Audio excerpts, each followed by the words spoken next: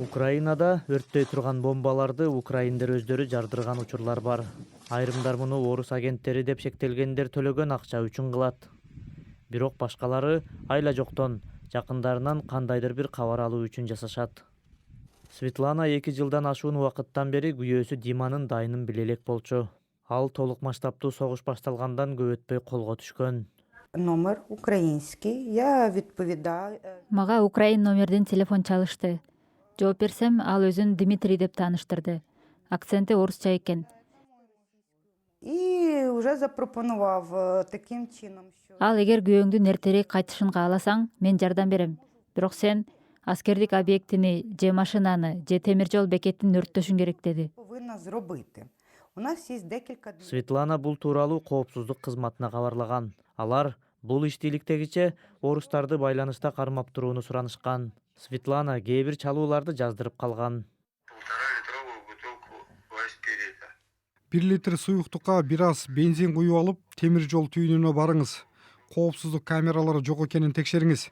Баш кийим кийип алыңыз. Коопсуздук кызматы Светланага чалуулар Орусиядан келип жатканын жана ал мындан ары кызматташуудан баш тартышы керектигин айткан. почав знову мені телефонувати і погрожувати. Кийинчерээк коркутуулар башталды. Күйөөңдү өлтүрөбүз. Аны эми экинчи көрбөйсүң деди ал. Күйөөңдү кыйнап жатышат. Ага сен күнөөлүүсүң деп бир нече күн чала берди. Ну окей, говорю, там, де я живу, говорю, ви вже... Сизде алардын айтканын кылсамбы деген ой болдубу? Ні, чесно, не на хвилину. Жок, бир секунд да ойлободум. Эгер мен аны кылсам, жолдошум мени эч качан кечирмек эмес. Бийлик, эгер үй бүлөлөр мындай учурларды кабарлашса, алар жабыр тарткандар катары саналат дейт. Бирок эгер макул болушса, мамлекетке чыккынчылык кылды деп айыпталышы мүмкүн. They're in a very vulnerable position and they Алар абдан аялуу абалда. Айрымдары баарын кылууга даяр.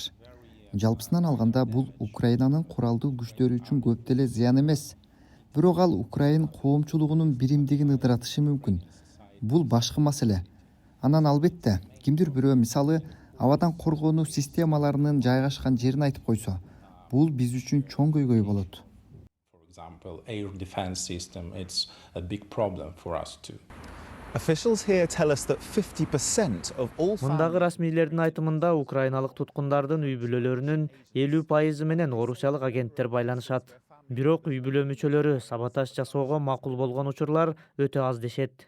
Орусия туткундардын үй бүлөлөрүн колдонуп жатат деген дооматтарды четке какты. Светлананын күйөөсү акыры бошотулган. Аялы кызматташуудан баш тартканы үчүн орустар аны жазалабаганын билдирди.